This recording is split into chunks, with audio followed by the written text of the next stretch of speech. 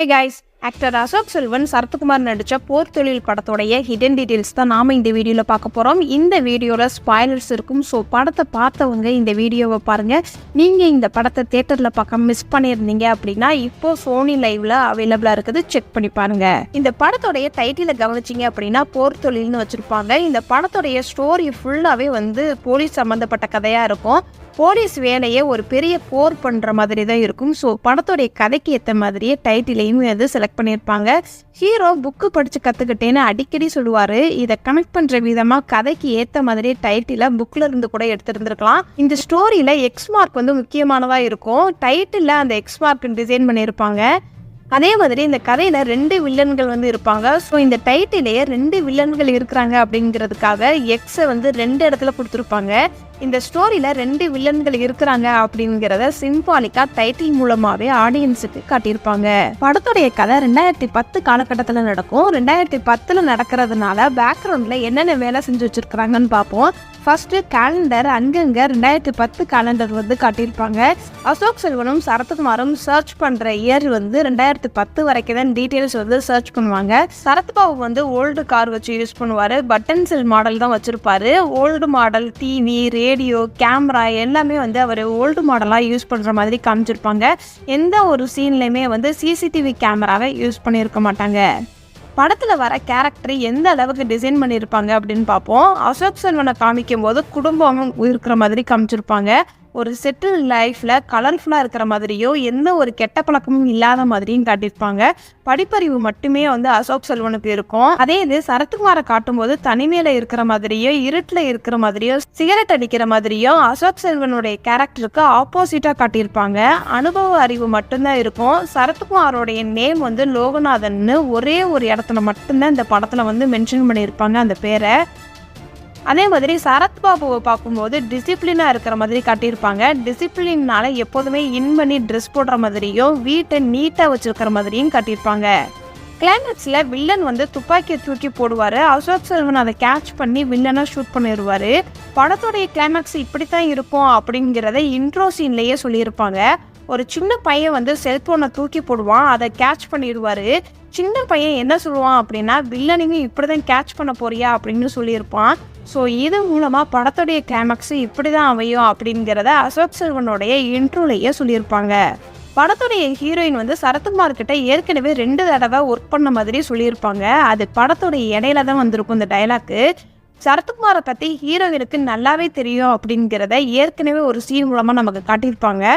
Travel பண்ணி Chennai to Trichy வந்த உடனே டிரைவர் கேட்பாரு, ரூமுக்கு போயிடலாமா சார் அப்படின்னு. அதுக்கு சரத்குமார் மார்ச்சரிக்கு போங்க அப்படின்னு சொல்லியிருப்பாரு. அங்கே ஹீரோயின் ரியாக்ட் பண்ணியிருக்க மாட்டாங்க. ஹீரோ மட்டும்தான் உடனே ரியாக்ட் பண்ணியிருப்பாங்க, மார்ச்சரிக்கு போகணுமா அப்படின்னு. இது மூலமாக ஹீரோயின் சரத்குமாரோடைய கேரக்டர் என்னவா இருக்கும் அப்படிங்கிறத தெரிஞ்சிருக்கும் ஹீரோயினுக்கு. சரத்குமார் அனுபவத்தில் சிறந்தவர் அப்படிங்கிறதுக்காக ஒரு சீன் வச்சுருப்பாங்க. குற்றவாளி எப்படி இருப்பான் அப்படிங்கிற மாதிரி எக்ஸ்பிளைன் பண்ணியிருப்பாரு. அதே மாதிரி அசோக் செல்வன் பிரில்லியன்ட்னு ஒரு சீன் வச்சுருப்பாங்க. பிரெயின் டெம்பரேச்சரை செக் பண்ணுற மாதிரி ஒரு சீன் காட்டியிருப்பாங்க. உங்கள் வேலையை ஒழுங்காக பார்த்தீங்க அப்படின்னா எங்கள் வேலை பாதி குறையும் அப்படின்னு சொல்லிட்டு வந்திருப்பார் அசோக் செல்வன் கிளைமேக்ஸில். இந்த சென்டென்ஸை இதுக்கு முன்னாடி 2 இடத்துல இந்த படத்தில் யூஸ் பண்ணியிருப்பாங்க. ஹீரோயின் சொல்லியிருப்பாங்க ஹீரோ கிட்ட, நீங்கள் உங்கள் வேலையை ஒழுங்காக செய்யுங்க, தானாக பாராட்டு வரும் அப்படின்னு. அதே மாதிரி டிரைவரும் சொல்லியிருப்பாரு, அவங்க பொண்ணு செத்து போச்சுன்னு அவங்க வேலையை செய்கிறாங்க, நம்ம வேலையை செய்வோம் சார் அப்படின்னு சொல்லியிருப்பாரு. சரத்குமார் எனக்கு ஒரு 20 பேர் வேணும் அப்படின்னு சொல்லி கேட்டிருப்பாரு கமிஷனர்கிட்ட. அதுக்கு அந்த டியூட்டி ஸ்டேஷனில் இருக்கிறவர் அதெல்லாம் கொடுக்க முடியாது, டியூட்டி எல்லாம் போட்டாச்சு, டியூட்டி சார்ட்லாம் சேஞ்ச் பண்ணணும் அப்படின்னு சொல்லியிருப்பாரு. இந்த இடத்துல லாஜிக் மிஸ்டேக் வராமல் இருக்கிற மாதிரி பார்த்துருப்பாங்க. இந்த படத்தோடைய இடையில டிரைவருடைய பொண்ணு இறந்து போயிருப்பாங்க.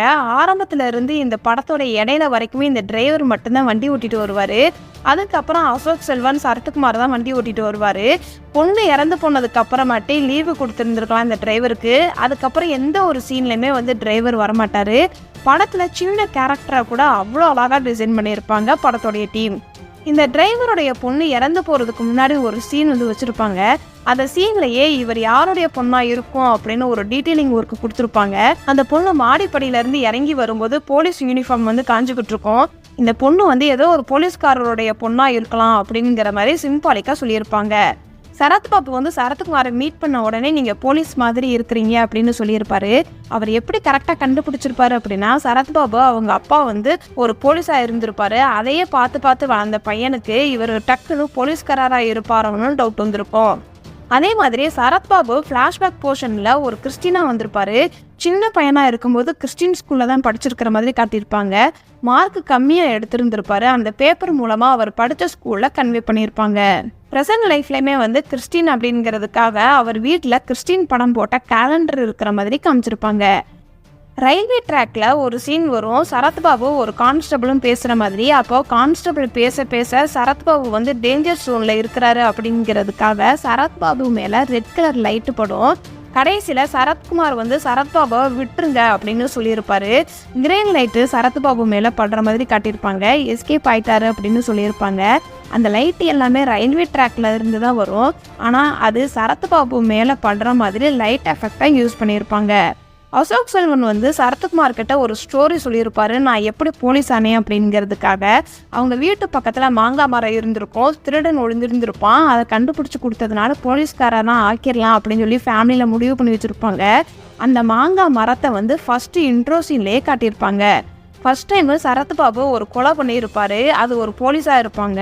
கிளைமேக்ஸ்லேயும் வந்து ஒரு போலீஸ்காரங்களை நடத்திட்டு போனதுக்கு அப்புறம் தான் அந்த கொலைக்கு எண்டு கார்டு போட்டு முடிச்சிருந்துருப்பாங்க.